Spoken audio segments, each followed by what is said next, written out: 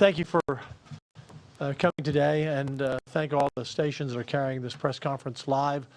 Obviously, we've had a very important weather event over the last 24 hours that started at the coast, came ashore in Matagorda County. Galveston was hit heavy, moved up through the greater Houston area, and now is moving up through northeast Texas. For those of you in northeast Texas, be aware you will have tropical storm winds maybe as late as midnight or 1 a.m. You will have flooding, you will have rain, and you need to stay off the roads because you may not have rain in your area, but if you drive a few miles, you may run into somewhere that's had 5 or 6 inches of rain. We do not want to have any more deaths on the road due to flooding. We've had 1 in Houston, 1 fatality due to a drowning, and sadly we've had 2 freak accidents where trees fell on individuals and they were killed. So we've had 3 deaths to report to this moment, and we hope there are no others. For those of you who are in the areas of Texas where the storm has passed through, do not take your safety for granted. We still have power lines down. There are over 50 roads that are covered with water. Some of them are impassable. You may come upon a road where you say, you know, I see water, but there's no sign that I can't go across. It doesn't look that deep, and it may be several feet deep, not several inches. It only takes a few to have you floating down the river. We've already had several rescues today. We thank our rescuers in the Houston area, and we may have had more around the state that we have not heard about yet or have not been reported to us. So those of you where the storm has passed through, it will be dark in several hours, and even now be very careful. Power lines are down. We are sending crews and addressing that always as soon as we hear about that, and there's still more flooding. So do not take this storm that it's past you now. As far as moving forward, with the rain hitting northeast Texas, what's going to happen is that rain will go into the rivers. The rivers go downstream to areas in the greater Houston area and other counties around Harris County, where Houston is located, to cause additional flooding in the days ahead. Because we had a huge surge over the last several days, of water coming ashore, particularly in the last 24 hours. You have water meeting water, which means it's a little bit tougher to drain out to the Gulf of Mexico. So we're not past any flooding. We're not past difficult conditions, but the storm by midnight will be beyond us.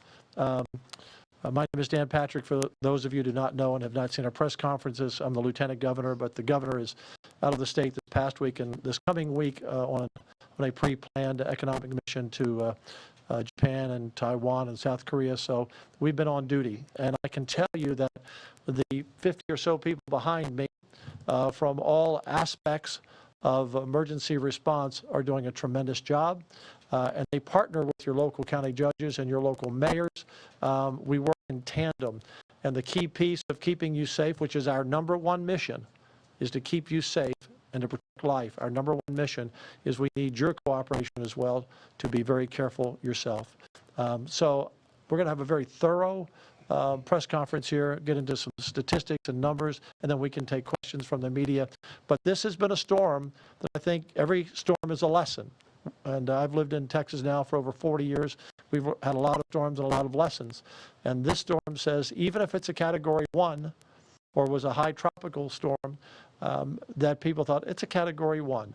But as we said in our last press conference yesterday, I guess it was, or earlier this morning, the days run together, is that if you're in the middle of 80-mile-an-hour winds, which we're in the middle of Houston today, and if you're being pelted by 6 or 8 or 10 inches of rain at the same time, and if you're at the coast where the surge is coming in addition, or if you're inland where we've had tornadoes reported, and there are a number of tornadoes now being reported in northeast Texas, that might as well be a Cat 5 storm to you if you're in the middle of it. So the lesson I hope everyone for this time is we take no hurricane or no tropical storm for granted. And I know the people of Texas do not. Many of you are experienced, and of course many of you have moved here in the last few years, and this may be new to you, maybe your first storm. But the one thing I know we can count on is that Texans will work to help each other. When it comes to a crisis situation or a storm, we work together. We have almost close to 2.7 million people without power in Texas. That number may grow for a while, and we're going to talk about that in a moment with Thomas Gleason from the Public Utility Commission. And that's going to take a multiple day process to get power restored. We had the last report, 10 transmission lines down, and the reason we have so much damage and power is down is we love Texas, but Texas has lots of trees from Houston all the way to Texarkana. And when the branches fall and the trees fall, it takes down power lines, and we have to wait for those crews to be able to get out there. And now they've been able to get out there as the weather has moved through certain areas to assess the damage and get to work. Just got off the phone with CenterPoint, who provides a lot of the power to, or a lot of the service to the greater Houston area and the county surrounding it. They now have 11,500 people coming into the state to help. That's from other counties in Texas and from other states. We do the same when they've had a storm. They have normally 1,675 linemen. So the 1,675 linemen, they self-contract out, subcontract out to tree trimmers, but 11,500 are coming in to get the power back as quickly as we can. With that, let me turn it over to Thomas Gleason from the PUC. Thomas, to talk more about the power. Thank you, Governor Patrick. As the governor said, my name is Thomas Gleason. I am the chairman of the Public Utility Commission of Texas. So first off, I want to let everyone know the most important thing is if you see a downed power line, please do not approach it. It could still be energized, and that could cost you your life. So I want to please ask everyone to not approach any downed power lines. Secondly, we're entering the assessment phase of this storm. So as the governor said, as the storm passes, transmission distribution companies will start to assess the damage, and as it is safe for them to do so, they will move out and have their crews look at where the damage is and come up with timelines for how long it will take to restore energy across the state that's been affected by the storm. This will be a multi-day restoration effort. This was a big storm that has affected a lot of customers. The governor said 2.7 million as of right now. It's going to take a few days for this to get restored. So I'd ask Texans for their patience as the crews are out there doing their best to try to restore energy across the state. If you need more information, I would ask that you go to our PUC website at puc.texas.gov/storm. That has an outage map, so you can go there to see the latest outage numbers and where everything is affected. And I want to let everyone know, I spoke to Governor Patrick before we came out here. The PUC will work with the utilities after this storm has passed and do a post-event analysis. I look at every one of these storms as a chance for us to review what we've done and try to get better at our preparation, our response, and we will do that after this storm so that Texans can be assured that we'll do better as this goes on with every new event. Now I'd like to turn it over to Nim Kidd, who is the best emergency manager chief in the country. We have the best team in the country. We work with great county judges and mayors at the local level. It's a tandem effort, as I mentioned earlier. And Nim, I'd like for you to give a more detailed report. Thank you, Governor. As Governor Patrick mentioned, storm came on shore this morning, and hopefully we'll be out of the state by today.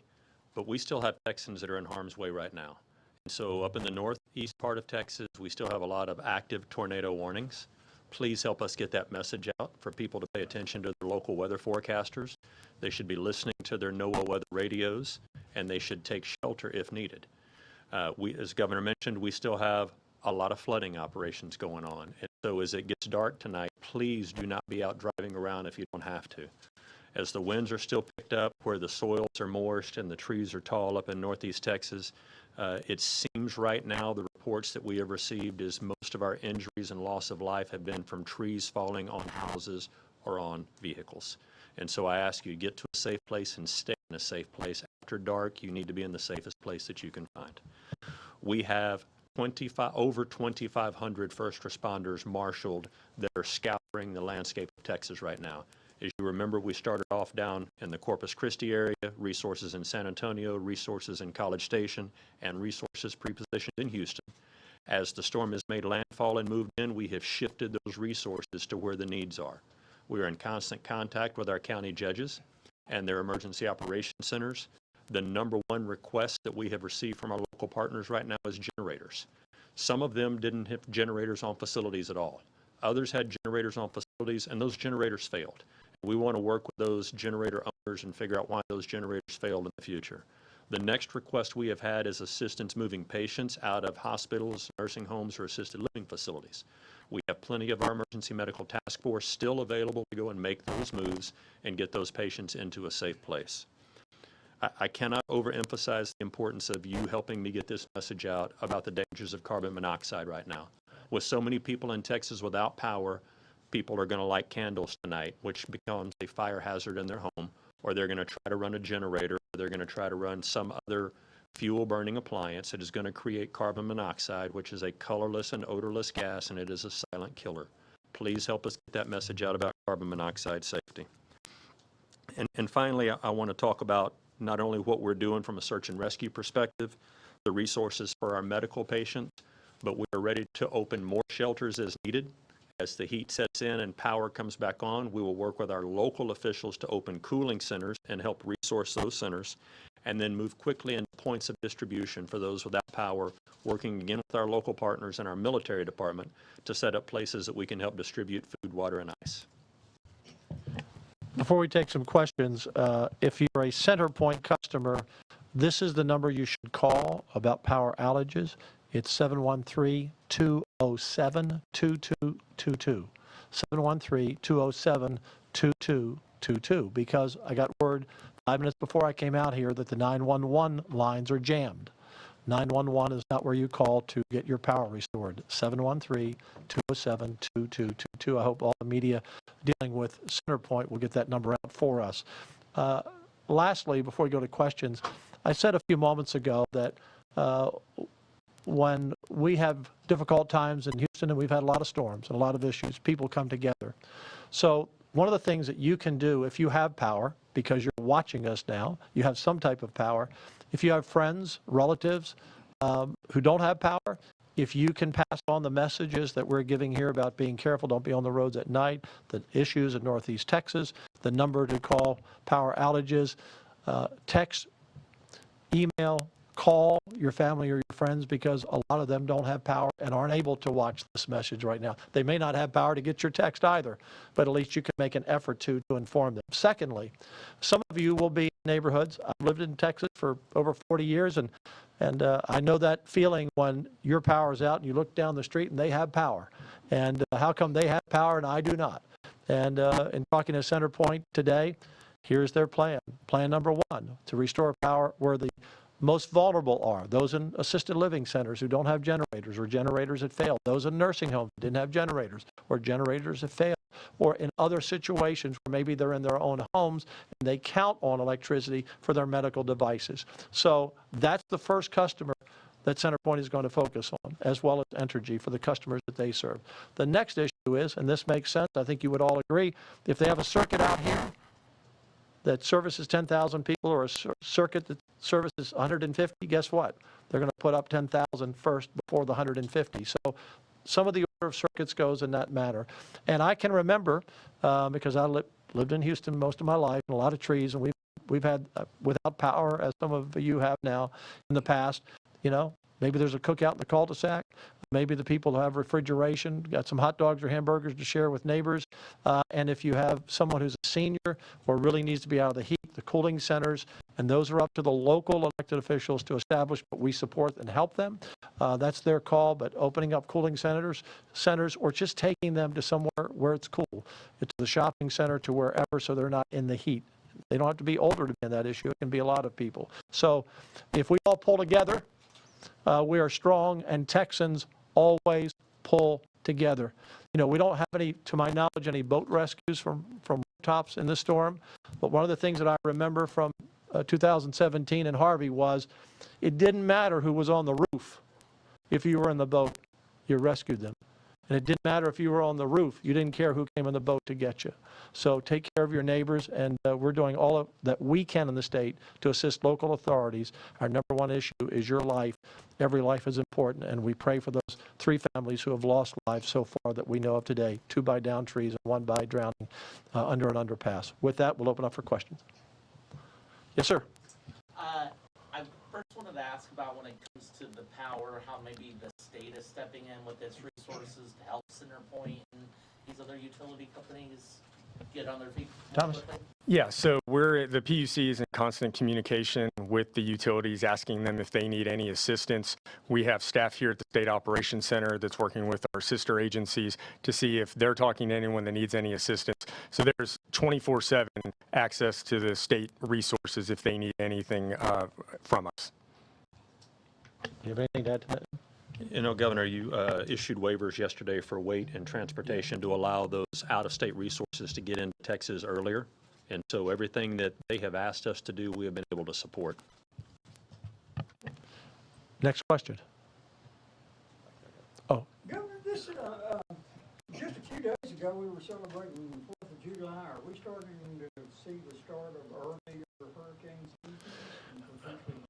well, it's been predicted. I'm not a meteorologist or weathercaster, but it's been predicted that there will be a lot of storms this year. This is an early storm for us to have, and it's what I call the backdoor storm, and that's why I was very concerned. And Nim and I talked at 4 in the morning. I don't know, it was Tuesday or Wednesday. The time has all come to one day, but these storms that come in the back door over the Yucatan Peninsula, particularly over holiday weekend, we're very concerned that people weren't aware. Not that they weren't paying attention, they were having fun at the beach. They're just out of their normal routine. They weren't looking at the news, they weren't looking at the internet, and it was far off. But this storm, Beryl, has been resilient and relentless. I mean, they left 11 deaths behind them. It's the first Category 5 this early storm that started out. And so our concern early was communicating. We've done a lot of press conferences. I've done interviews with TV stations, all whether big market, small market, mid-sized market, to be sure they know what's happening because we want to get the information out. So I don't know what's ahead, but I know we will always be ready at the state and the local level. We have great partnerships with our county judges and our mayors, and they've done an outstanding job. But right now, the big issue, it's still dangerous. Don't be out on the road at night, really anywhere where the power line's down, areas that have already, you think the storm has passed. And then secondly, we're going to have to get through this power situation. And when we get through it, as Thomas said, we will go back and assess how we can do it better. But we are, as I said, an area with a lot of trees and a big storm and 80-mile-an-hour winds and a lot of power lines down, 10 transmission lines. So they're going to have to get out there, assess it, get it back up. And trust me, we're talking to them maybe hourly, okay? Because we know we're hearing from the public, and we need a little bit of patience, and we'll get there. Yes, ma'am. What is the current death toll? 3, that we know of. 2 by fallen trees, and 1 by a City of Houston employee going to work, sadly, in flooding.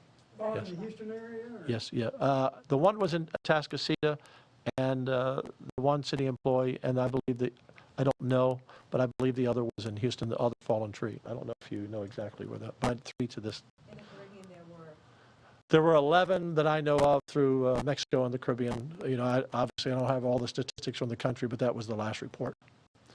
Yes, ma'am. With the thousands of folks coming in to help restore Yes. power, do you know how many of them were staged and were able to jump in immediately, or was there none of that? I do not know that answer, if they were staged or ready. I do know that, I can't speak for those companies. I do know that they normally reach out as, you know, and contact companies to be ready. You never know where the storm is going to go. You know, originally it was forecast to mostly go in Mexico and maybe down in Cameron or Hidalgo County. They kept moving. So I don't know the answer to that, but we'll get the answer to that and we'll know. Governor, if Yes, I could add, I would say we began at the PUC began to get notifications from companies as early as last week that they were starting to pre-position their internal staff. I don't know about staff, you know, anyone that came in from outside the state, but the staff that were inside the state started getting positioned at the end of last week. Yeah. And as Nim mentioned, I signed waivers to make this expedite so they could get here quicker. Yes. Let me see if there are any other first-time questions. Yes. Hey, have you all reached out to the president yet, or has he reached out to Texas regarding any federal resources? I've not heard from the president, and FEMA, which is the federal agency, they're back here. They've been here with us from the beginning in preparation, and their part of this will be after the storm. To get FEMA money, it has to be more than $54 million of damage to public buildings and government facilities. You know, private homeowners or businesses, they have their own homeowners insurance or flood insurance. So they have been cooperating. They're here, and they will, you know, right now we're focused on lives and we're focused on getting through the storm. We'll worry about sending them an invoice later. And we expect when we send them an invoice, if it's more than $54 million, to get paid. Yes, sir? Questions for Chief Kidd. You mentioned high risk, the high danger of carbon monoxide. Could you elaborate and maybe another, just real quick bullet points on how people can keep their homes powered safely tonight, and whether that's carbon monoxide or fire? Yeah, great question. Thanks for the opportunity to expand on that. One is some people do have small home generators that you buy and hook up to the home. Those run fine. But if you went to Lowe's or Home Depot or Walmart and got a generator and you think you need to pull it into your garage and run it in your garage and then run an extension cord into your refrigerator or your freezer, inside the house, even in the garage, that carbon monoxide can leak through the doors and leak through other areas, and you won't even know unless you have a carbon monoxide detector that carbon monoxide is there. So if you're going to run a generator, it needs to be outdoors, away from the house. Follow the manufacturer's instructions for that, and then also be sure that you don't daisy chain too many cords together, because by daisy chaining them, you create additional heat and cause a fire hazard inside the home. Any Any other? early estimates on damage? Well, we're collecting damage estimates right now. Our local partners are doing that, but when the winds are still moving through Texas, it's really hard to say how much damage is out there. So we know that our first responders will get out as soon as it is safe for them, just like the power companies can't get out and get up in those bucket trucks when it's more than 35-mile-an-hour winds. So damage assessments will come after all of the life safety issues are addressed. Governor, this is your first hurricane as governor, right? As acting governor? Is that correct? I've been acting governor many times, and we've had many incidents. This is the first hurricane that I've overseen, but I've always been involved in all the other hurricanes as a senator or a lieutenant governor. Right, so you've been in those meetings, but not in the same way as now and getting the briefings, maybe at 3 and 4 in the morning, where the hair on the back of your neck probably stands up. Some of the things that you hear, people are definitely going to die given certain conditions that are being described. Can you talk about the work these folks do in the middle of the night, 3 and 4 in the morning, and the professionalism they bring to it? Scott, these people that I've met back here, and I've taken time in between our press conferences, our interviews, and our briefings to go around and meet everyone personally, everyone on the day shift, everyone on the night shift, and thank them. These are public servants. Not all of them work for you. Many of them work for TDEM, the Texas Department of Emergency Management, but these others come in from different agencies, and they come in here and they are true public servants. I gave them one of my coins today that has the Matthew 20:26. It says, "For those who wish to lead, you must first serve." These are great public servants, and we replicate these people at the local level as well. They're smaller teams in smaller counties, but like Harris County has a pretty big team. So these are people doing their very best, and we're on the clock 24/7. We've been on the clock 24/7. I've been worried about the storm, and I texted him this, I think, on Wednesday or Thursday. I said, this reminds me of Ike back in 08 that just kind of came along and kept on going and kept on going. And pretty soon we ended up with Bolivar Island being wiped out because the storm was predicted to be here and it changed. So we've been on top of this, and John Honore, our meteorologist, has been great at the state level. So these are great people. My only job as the acting governor is to get the information out. They're the pros. I don't pretend to be a pro and an expert on their issues. They're the experts. Any other last questions? All right. Well, thank you. You have one last one? You've had two. Okay, one last one. Go ahead. I just want to ask Okay. about specifically when we're talking about Central Texas, which seems to have been missed a lot. Yes. Is there things Central Texans or agencies can do to help our neighbors, or what should Central Texans keep in mind, even if they've kind of been spared here? Yeah, so two things. One is the first responders that were ready to go in Central Texas. A lot of them are already moving over into the Houston area and ready to move up into Northeast Texas. So those first responders that were staged are moving. The next thing is for our families here in Central Texas that have the ability to give or to donate, figure out where your donations go and work best. The Red Cross and the Salvation Army are here. They've been working very well with us. We want to support them as well. But there are a lot of church organizations out there that over the next several days will be feeding and serving those out there. So cash is always the right size and the right color. Make sure your donation goes to the right place. So we'll wrap this up, and over the next 2 days, I'll be going out with NIM to areas in the state that have been hit.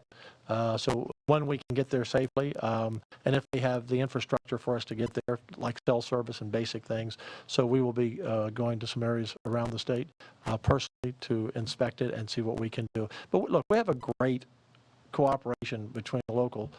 And by the way, every county judge has his cell number, and most of them have my cell number.